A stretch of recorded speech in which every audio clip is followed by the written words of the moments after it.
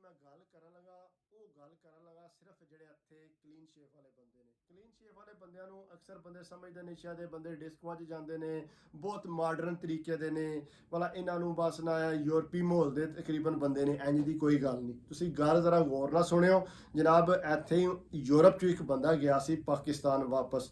ਜਿਸ ਵੇਲੇ ਪਾਕਿਸਤਾਨ ਗਿਆ ਨਾ ਤੇ ਉਹਨੂੰ ਇੱਕ ਮੁੰਡਾ ਕਹਿੰਦਾ ਯਾਰ ਇੱਥੇ ਇੱਕ ਸ਼ਾਹ ਸਾਹਿਬ ਨੇ, ਸੂਫੀ ਸਾਹਿਬ ਨੇ, ਤੇ ਉਹਨਾਂ ਕੋਲ ਚੱਲਨੇ ਆ, ਬਹੁਤ ਨੇਕ ਬੰਦੇ ਨੇ, ਉਹਨਾਂ ਨਾਲ ਜਾ ਕੇ ਤੇਰੀ ਮੁਲਾਕਾਤ ਕਰਾਨੇ ਆ। ਉਹ ਕਹਿੰਦਾ ਨਹੀਂ ਯਾਰ ਤੂੰ ਜਾ। ਉਹ ਕਹਿੰਦਾ ਨਹੀਂ ਨਹੀਂ ਯਾਰ ਚੱਲ ਚਲੀਏ, ਥੋੜੀ ਦੇਰ ਤੂੰ ਵੀ ਨਾਲ ਲਗਾ ਚੱਲ। 2-3 ਘੰਟੇ ਦਾ ਕਹਿੰਦਾ ਸਫ਼ਰ ਕਰਕੇ ਅਸੀਂ ਉੱਥੇ ਗਏ। ਜਿਸ ਵੇਲੇ ਉੱਥੇ ਗਏ ਤੇ ਅੱਗੇ ਤੱਕਿਆ ਤੇ ਵਾਕਈ ਸੂਫੀ ਸਾਹਿਬ ਦੇ ਬਹੁਤ ਜ਼ਿਆਦਾ ਮਰੀਦ ਹੈ ਉਹਨਾਂ ਦੇ, ਜਿਹੜੇ ਉਹਨਾਂ ਨੂੰ ਮੰਨਦੇ ਸੀ। ਕਹਿੰਦਾ ਮੈਂ ਵੀ ਜਾ ਕੇ ਉੱਥੇ ਬਹਿ ਰਿਹਾ, ਤੂੰ ਗੱਲਾਂ ਕਰਨ ਲੱਗ ਪਏ। ਗੱਲਾਂ ਕਰਦਿਆਂ ਕਰਦਿਆਂ ਉਹਨਾਂ ਆਪਣੀ ਇੱਕ ਸਟੋਰੀ ਸ਼ੁਰੂ ਕਰ ਦਿੱਤੀ। ਕਹਿੰਦਾ ਉਹਨਾਂ ਸਟੋਰੀ ਇਹ ਸ਼ੁਰੂ ਕੀਤੀ ਕਿ ਮੇਰੀ ਆਪਣੀ ਜ਼ਾਤੀ ਇੱਕ ਫੈਕਟਰੀ ਸੀ। ਕਹਿੰਦੇ ਨੇ ਮੇਰੀ ਇੱਕ ਜ਼ਾਤੀ ਇੱਕ ਆਪਣੀ ਫੈਕਟਰੀ ਸੀ। ਉਹ ਬੰਦਿਆਂ ਨੂੰ ਦੱਸਣ ਲੱਗੇ, ਕਹਿੰਦੇ ਨੇ ਮੇਰੀ ਫੈਕਟਰੀ ਸੀ ਤੇ ਮੈਂ ਇੱਕ ਦਿਨ ਫੈਕਟਰੀ ਦੀ ਬੈਕ ਸਾਈਡ ਤੇ ਆਇਆ। ਬੈਕ ਸਾਈਡ ਤੇ ਆ ਕੇ ਦੇਖਿਆ ਕਿ ਜਿਹੜਾ ਬੈਕ ਸਾਈਡ ਵਾਲਾ ਗੇਟ ਹੈ ਨਾ, ਉੱਥੋਂ ਇੱਕ ਥੱਲੇ ਤੇ ਇੱਕ ਕੁੱਤਾ ਜਿਹੜਾ ਹੈ ਨਾ ਉਹ ਅੰਦਰ ਦਾਖਲ ਹੋਇਆ ਤੇ ਉਹਦਾ ਸਾਰਾ ਮੂੰਹ ਐ ਜਬੜਾ ਟੁੱਟਿਆ, ਉਹਦੀਆਂ ਅਗਲੀਆਂ 2 ਜਿਹੜੀਆਂ ਲੱਤਾਂ ਨੇ ਉਹਦੀਆਂ ਪਿਛਲੀਆਂ ਲੱਤਾਂ ਜਿਹੜੀਆਂ ਨੇ 2 ਉਹ ਟੁੱਟੀਆਂ ਤੇ ਉਹ ਇੰਝ ਘਸੀੜਦਾ ਨਾ ਅੰਦਰ ਆ ਗਿਆ ਤੇ ਮੈਂ ਤਾਂ ਕਿਹਾ ਇਹ ਕੁੱਤਾ ਤੇ ਬੜਾ ਜ਼ਖਮੀ ਹਾਲਤ 'ਚ ਹੈ। ਕਹਿੰਦਾ ਮੈਂ ਦੇਖ ਕੇ ਨਾ ਮੈਂ ਪਰੇਸ਼ਾਨ ਤੇ ਬੜਾ ਹੋਇਆ, ਲੇਕਿਨ ਮੈਂ ਕਿਹਾ ਮੈਂ ਦੇਖਣਾ ਇਹ ਚਾਹੁੰਦਾ ਸੀ। ਉਹਨੇ ਅੰਦਰ ਤੇ ਆ ਗਿਆ, ਉਹਨੇ ਆਪਣੇ ਆਪ ਨੂੰ ਕੀ ਕਰੇਗਾ ਇੱਥੇ, ਕੋਈ ਇਹਦੇ ਵਾਸਤੇ ਕੋਈ ਮਸਲਿਆਤ ਨਿਕਲੇਗੀ ਜਾਂ ਕਿ ਇੱਥੇ ਇਹ ਫੌਤ ਹੋ ਜਾਏ। ਕਹਿੰਦਾ ਜੇ ਰਾਤ ਤੱਕ ਕੋਈ ਦਾ ਮਸਲਾ ਨਿਕਲਿਆ ਫਿਰ ਮੈਂ ਇਹਦੇ ਵਾਸਤੇ ਕੁਝ ਕਰਾਂਗਾ। ਕਹਿੰਦਾ ਮੈਂ ਬਸ ਮੇਰੇ ਦਿਮਾਗ 'ਚ ਗੱਲ ਆ ਗਈ। ਕਹਿੰਦਾ ਮੈਂ ਉੱਥੇ ਸਟਾਪ ਕਰ ਦਿੱਤੀ, ਮੈਂ ਉੱਥੇ ਬਹਿ ਰਿਹਾ ਤੇ ਮੈਨੂੰ ਬੰਦੇ ਬੁਲਾਉਣ ਆਉਣ। ਮੈਂ ਕਿਹਾ ਨਹੀਂ ਤੁਸੀਂ ਜਾਓ, ਮੈਂ ਬਿਜ਼ੀ ਹਾਂ। ਮੈਂ ਉੱਥੇ ਬਹਿ ਰਿਹਾ ਬੈਕ ਸਾਈਡ ਤੇ, ਦੇਖਿਆ ਕਿ ਕੋਈ ਤਕਰੀਬਨ 2-3 ਘੰਟੇ ਗੁਜ਼ਰੇ, ਇੱਕ ਕੁੱਤਾ ਆਇਆ। ਉਹਦੇ ਮੂੰਹ ਵਿੱਚ ਟਾਕੀ ਸੀ ਗਿੱਲੀ। ਉਹਨੇ ਲਿਆ ਕੇ ਗਿੱਲੀ ਟਾਕੀ ਦੂਜੇ ਕੁੱਤੇ ਦੇ ਮੂੰਹ 'ਚ ਪਾਣੀ ਸ਼ੁਰੂ ਕਰ ਦਿੱਤੀ ਤੇ ਜਿਹੜਾ ਨਾ ਉਹ ਜਿਸ ਕੁੱਤੇ ਦੇ ਮੂੰਹ 'ਚ ਉਹਨੇ ਟਾਕੀ ਪਾਣੀ ਸ਼ੁਰੂ ਕੀਤੀ, ਮੈਂ ਤੱਕ ਕੇ ਬੜਾ ਹੈਰਾਨ ਹੋਇਆ। ਉਹ ਕੁੱਤਾ ਟਾਕੀ ਉੱਥੇ ਛੱਡ ਕੇ ਤੇ ਫਿਰ ਵਾਪਸ ਟੁਰ ਗਿਆ। ਕਹਿੰਦਾ ਜਿਸ ਵੇਲੇ ਵਾਪਸ ਗਿਆ ਫਿਰ ਥੋੜੀ ਦੇਰ ਬਾਅਦ ਉਹਦੇ ਮੂੰਹ 'ਚ ਇੱਕ ਗੋਸ਼ਤ ਦਾ ਟੁਕੜਾ ਸੀ ਛੋਟਾ ਜਿਹਾ। ਕਹਿੰਦਾ ਜਿਸ ਵੇਲੇ ਮੈਂ ਗੋਸ਼ਤ ਦਾ ਟੁਕੜਾ ਦੇਖਿਆ ਨਾ ਤੇ ਉਹ ਕੁੱਤਾ ਜਿਹੜਾ ਨਾ ਇਹਨੂੰ ਸਹੀ ਆਪਣੇ ਮੂੰਹ 'ਚ ਬਿਲਕੁਲ ਬਰੀਕ ਕਰਕੇ ਨਾ ਤੇ ਉਹ ਉਸ ਕੁੱਤੇ ਦੇ ਮੂੰਹ 'ਚ ਪਾਈ ਜਾਏ। ਕਹਿੰਦਾ ਮੈਂ ਤੱਕ ਕੇ ਬੜਾ ਹੈਰਾਨ ਹੋਇਆ। ਮੈਂ ਕਿਹਾ ਵਾਹ ਮੇਰੇ ਮੌਲਾ, ਤੇਰੀ ਸ਼ਾਨ ਹੈ ਕਿ ਤੂੰ ਦੇਖ ਨਾ ਕਿੱਥੇ ਜ਼ਖਮੀ ਪਿਆ ਤੇ ਕਿੱਥੋਂ ਆਇਆ ਇੱਕ ਜਾਨਵਰ ਦੂਜੇ ਜਾਨਵਰ ਵਾਸਤੇ ਤੇ ਆ ਕੇ ਉਹਨੂੰ ਖਿਲਾਉਂਦਾ ਪਿਆ। ਤੇ ਅਸੀਂ ਤੇ ਇਨਸਾਨ ਆ ਤੇ ਰਿਜ਼ਕ ਦਾ ਤੂੰ ਵਾਅਦਾ ਕੀਤਾ ਹਰ ਇਨਸਾਨ ਨੂੰ ਤੂੰ ਦੇ ਰਹੇ।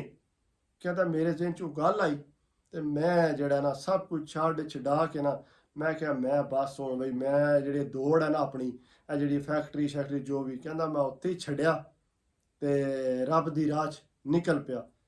ਤੇ ਕਹਿੰਦਾ ਮੈਂ ਐਸੇ ਤਰ੍ਹਾਂ ਹੀ ਆਪਣੀ ਨਮਾਜ਼ ਪੜ੍ਹੀ ਦੀ ਹੈ ਤੇ ਇਸ ਤਰ੍ਹਾਂ ਹੀ ਕਰੀਦਾ ਤੇ ਤੁਸੀਂ ਆ ਕੇ ਬਹਿ ਜਾਂਦੇ ਹੋ ਤੇ ਤੁਹਾਡੇ ਨਾਲ ਦਿਲ ਦੀਆਂ ਗੱਲਾਂ ਕਰ ਲਈਦੀਆਂ ਨੇ, ਠੰਡ ਪਹੁੰਚਦੀ ਹੈ। ਤੇ ਉਹ ਜਿਹੜਾ ਬੰਦਾ ਸੀ ਨਾ ਕਲੀਨ ਸ਼ੇਪ ਵਾਲਾ, ਉਹ ਸਾਰੀ ਗੱਲ ਸੁਣਦਾ ਰਿਹਾ ਤੇ ਉਹ ਹੱਸਣ ਲੱਗ ਪਿਆ ਗੱਲ ਤੇ ਨੇ ਕਹਿੰਦੇ ਜ਼ੋਰ ਦੀ ਸਾਰੀ ਇੰਨੀ ਖਾਮੋਸ਼ੀ ਸੀ ਤੇ ਉਹ ਬੰਦਾ ਇਕੱਲਾ ਹੱਸਣ ਲੱਗ ਪਿਆ। ਸੂਫੀ ਸਾਹਿਬ ਨੇ ਪੁੱਛਿਆ ਕਿਉਂ ਵੀ ਜਵਾਨਾ, ਮੇਰੀ ਗੱਲ 'ਚ ਕਿੱਥੋਂ ਤੈਨੂੰ ਮਜ਼ਾਕ ਲੱਗਿਆ ਜੇ ਤੂੰ ਐਡਾ ਕਹਿਕਾ ਲਾ ਕੇ ਹੱਸੇ ਹੈਂ? ਕਹਿੰਦਾ ਅੱਗੋਂ ਕਹਿੰਦਾ ਨਹੀਂ ਸੂਫੀ ਜੀ ਰਹਿਣ ਦਿਓ। ਕਹਿੰਦਾ ਨਹੀਂ ਤੂੰ ਦੱਸ ਤੈਨੂੰ ਕਿੱਥੋਂ ਮਜ਼ਾਕ ਲੱਗਿਆ ਜਿਹੜਾ ਤੂੰ ਇੰਝ ਗੱਲ ਪਿਆ ਕਰਨੇ। ਉਹਨੇ ਕਿਹਾ ਜੀ ਸੂਫੀ ਸਾਹਿਬ ਜੇ ਤੁਸੀਂ ਪੁੱਛਦੇ ਹੋ ਤਾਂ ਮੈਂ ਤੁਹਾਨੂੰ ਦੱਸਾਂ ਹੈਂ। ਤੇ ਕਹਿੰਦੇ ਹਾਂ ਦੱਸ। ਕਹਿੰਦੇ ਤੁਸੀਂ ਜਿਹੜੀ ਗੱਲ ਸੁਣਾ ਰਹੇ ਹੋ ਬੜੇ ਫਖਰ ਨਾਲ ਸੁਣਾ ਰਹੇ ਹੋ ਤੁਸੀਂ ਇਹ ਵਾਲੀ ਗੱਲ, ਤੁਹਾਨੂੰ ਆਪਣੀ ਗੱਲ ਵਿੱਚ ਕੋਈ ਗਲਤੀ ਨਹੀਂ ਨਜ਼ਰ ਆਉਂਦੀ। ਕਹਿੰਦੇ ਨਹੀਂ ਮੈਨੂੰ ਕਿਹੜੀ ਗਲਤੀ ਨਜ਼ਰ ਆਵੇ ਇਹਦੇ 'ਚੋਂ, ਜਿਹੜੀ ਕੋਈ ਗਲਤੀ ਹੈ ਤੂੰ ਦੱਸ ਦੇ। ਕਹਿੰਦਾ ਨਹੀਂ ਮੈਂ ਸਾਰਿਆਂ ਸਾਹਮਣੇ ਨਹੀਂ ਦੱਸ। ਕਹਿੰਦਾ ਨਹੀਂ ਤੂੰ ਸਾਰਿਆਂ ਸਾਹਮਣੇ ਦੱਸ, ਮੇਰੀ ਜਿਹੜੀ ਗਲਤੀ ਹੈ ਨਾ ਸਾਰਿਆਂ ਨੂੰ ਪਤਾ ਲੱਗਣਾ ਚਾਹੀਦਾ ਮੇਰੀ।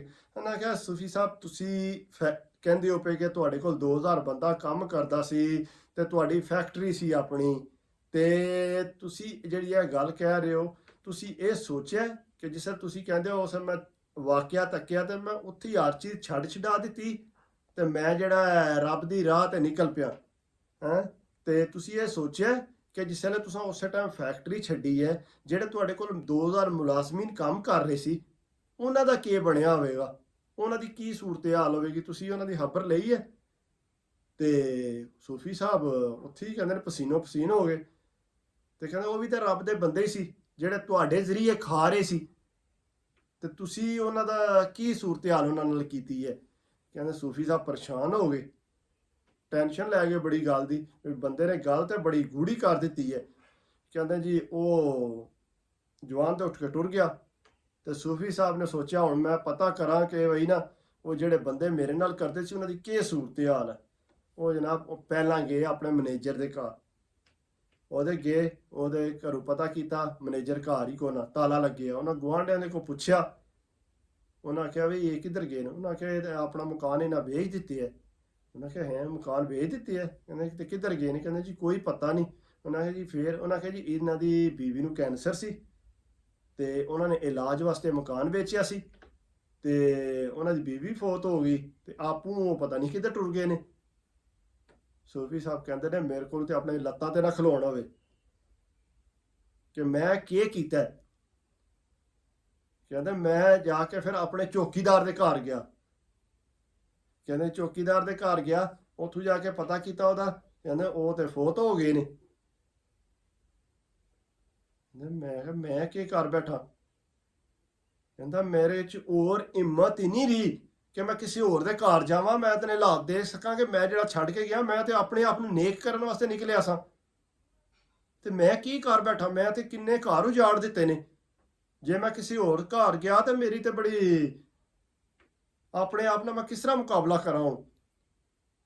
ਉਹ ਕਹਿੰਦੇ ਨੇ ਸੂਫੀ ਸਾਹਿਬ ਬਹੁਤ ਰੋਏ, ਬਹੁਤ ਰੋਏ। ਕਹਿੰਦੇ ਨੇ ਯਾਰਾ ਮੈਨੂੰ ਮਾਫ ਕਰੀ, ਮੈਂ ਬਹੁਤ ਵੱਡੀ ਗਲਤੀ ਕਰ ਬੈਠਾ। ਮੈਂ ਆਪਣੇ ਹਾਲੀ ਆਪਣੇ ਮਫਾਦ ਵਾਸਤੇ ਜਿਹੜਾ ਤੇ ਮੈਂ ਤੇਰੇ ਬੰਦਿਆਂ ਨੂੰ ਕਿਤਨਾ ਨੁਕਸਾਨ ਪਹੁੰਚਾਇਆ ਤੇ ਹਾਲੀ ਆਪਣੀ ਜ਼ਾਤ ਦਾ ਨਹੀਂ ਸੋਚਣਾ ਚਾਹੀਦਾ, ਦੂਜਿਆਂ ਦਾ ਵੀ ਸੋਚਣਾ ਚਾਹੀਦਾ ਕਿ ਦੂਸਰੇ ਵੀ ਜਿਹੜੇ ਹੋ ਸਕਦਾ ਤੁਹਾਡੇ ਕਨੈਕਸ਼ਨ ਨਾਲ ਉਸਦਾ ਤੁਹਾਡਾ ਰਿਜ਼ਕ ਜਿਹੜਾ ਉਹਨਾਂ ਦੇ ਕਨੈਕਸ਼ਨ ਨਾਲ ਚੱਲਦਾ ਹੋਵੇ ਪਿਆ। ਤੁਸੀਂ ਇੰਨਾ ਫਖਰ ਨਾ ਕਰੋ, ਗਰੂਰ ਨਾ ਕਰੋ, ਬਿਹਤਰ ਹੈ ਕਿ ਤੁਸੀਂ ਆਪਣੀ ਸਿੱਧੀ ਰਾਹ ਤੇ ਚੱਲੋ ਤੇ ਰੱਬ ਦੀ ਜ਼ਾਤ ਹਰ ਇੱਕ ਬੰਦੇ ਨੂੰ ਦੇ। ਤੇ ਇਸ ਵਾਸਤੇ ਹਰ ਬੰਦਾ ਕੋਈ ਵੀ ਹੈ ਜਿਹੜਾ ਅੱਲਾ ਨੂੰ ਜ਼ਰੂਰ ਯਾਦ ਰੱਖੋ। ਯਾਦ ਰੱਖਣ ਨਾਲ ਇਹ ਜ਼ਰੂਰੀ ਹੈ ਕਿ ਤੁਸੀਂ ਦੂਜਿਆਂ ਦਾ ਵੀ ਨਾਲ ਜਿਹੜੇ ਤੁਹਾਡੇ ਨੇ ਉਹਨਾਂ ਦਾ ਵੀ ਖਿਆਲ ਰੱਖਣਾ ਤੁਹਾਡਾ ਹੀ ਫਰਜ਼ ਹੈ। ਠੀਕ ਹੈ, ਸ਼ੁਕਰੀਆ, ਅੱਲਾ ਹਾਫਿਜ਼।